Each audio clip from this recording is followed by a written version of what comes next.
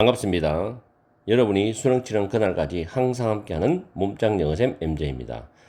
이번 시간에는 고1 6월 모의고사 40번 문장 요약 문제를 가지고서 문법을 먼저 분석하겠는데, 보통 40번 문제를 풀 때는 학원선생님이나 학교선생님들이 밑에 작은 빈칸을 먼저 풀고 위로 올라가라고 이야기를 많이 해요. 팁이라고 해서. 그 말은 틀린 말은 아닙니다.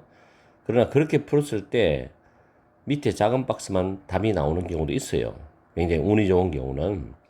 그리고 독해력이 뛰어난 학생들은 그렇게 풀면 빨리 답을 도출할 수 있습니다. 그러나 일반적으로는 위에서 정상적으로 위에 긴 지문을 내려가면서 풀어도 별로 시간의 촉박함은 느끼지 않을 겁니다. 그거는 여러분들이 어떤 방법을 하든 여러분한테 맞는 방법을 택하는 게 나는 가장 좋다고 생각해요. 사람마다 다 다르기 때문에.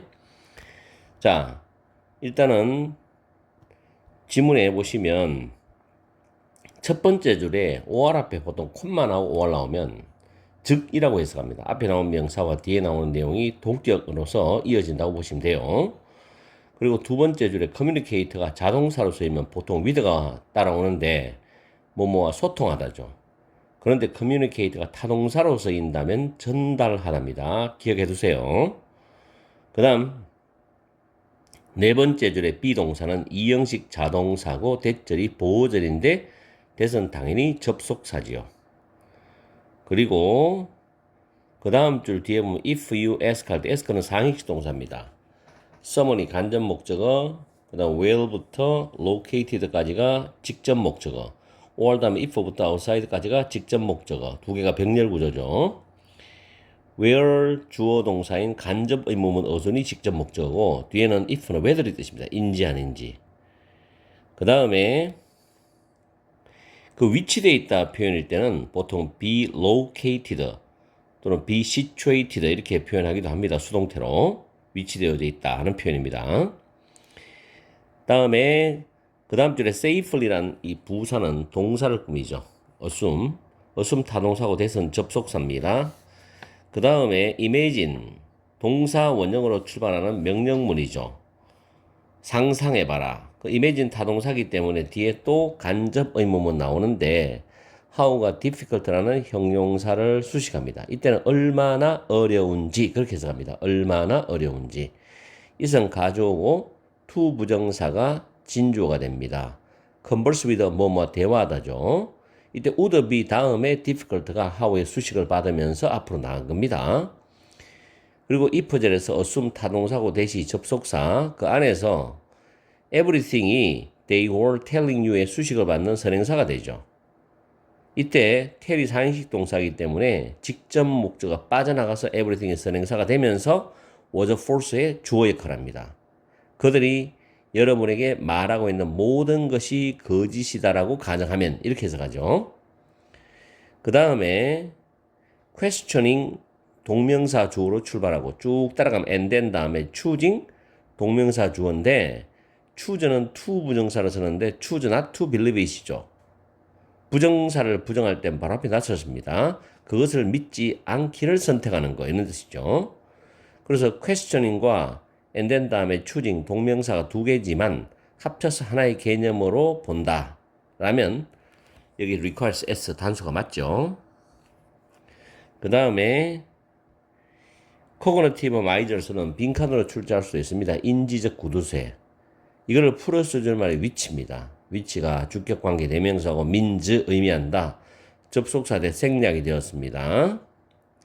그리고 그 다음 줄에 보면 expand 단어, spend와 똑같은 단어입니다. 소비하다, 쓰다, 투자하다 이런 뜻이죠. 그 다음 it makes sense 대절인데 it이 가져오고 대절이 진주어고 make sense는 일리가 있다 라는 뜻으로 해석하시고요. 그 다음 마지막 줄에 our default 우리의 기본값은 to believe 그것을 믿는 것이다. to 부정사가 주어와 의미가 같고 보호 역할을 합니다. 자 이렇게 해서 문법을 살펴봤고요. 내용으로 들어갑니다. 이 지문 좋은 지문이고요. 기말시험에 예상 문제로 공부를 해두세요. 그리고 어법 서술형 빈칸으로 출제할 수도 있습니다. 첫 번째 줄을 보시면 There is a natural assumption of truth가 되죠. 진실에 대한 자연스러운 가정이 있답니다. 즉 다시 말하면 두 번째 줄에 사람들이 서로 의사소통을 할 때 진실 편향, 즉 진실이라는 가정, 즉 진실 편향이 있다는 겁니다. 의사소통할 때. 여기에 진실 편향이 너무 매몰될 필요는 없어요. 그냥 인간들이 서로 소통을 할 때 진실 편향이 있다. 진실에 대한 자연스러운 가정이다. 라는 걸 해석을 하고 넘어가면 됩니다. 왜냐하면 그 다음에 in other words 다시 말해 주겠어요 라는 단서가 있잖아. 그럼 여기서부터 잘 보면 돼요. when이 나온다는 것은 예를 들어주기 때문에 구체적으로 여러분한테 진술하는 내용이니까 여러분이 이해하기 좀 수월할 거라고 첫 문장보다는 when we are listening to others 자 우리가 다른 사람들의 이야기를 듣고 있을 때 또는 그들의 글을 읽고 있을 때 우리의 자동적인 가정 우리 머릿속에서 하는 자동적 가정은 대절이다. 상대방이 진실을 말하고 있다는 겁니다. 그렇죠? 일반적으로 뭐 책을 사서 읽거나 어떤 사람과 만나서 대화를 할 때 처음에는 당연히 그 사람이 사실을 말하고 있다고 하고 대화를 하고 책을 읽는 거지. 처음부터 의심하고 거짓말하고 있다라고 생각하는 사람 아마 거의 없을 겁니다. 그 다음 this usually works out fine. 이것은 보통은 잘 작동한다는 겁니다. 대부분 이렇게 사람들의 대화, 독서가 이렇게 사회 속에서 이루어지고 있다는 거예요.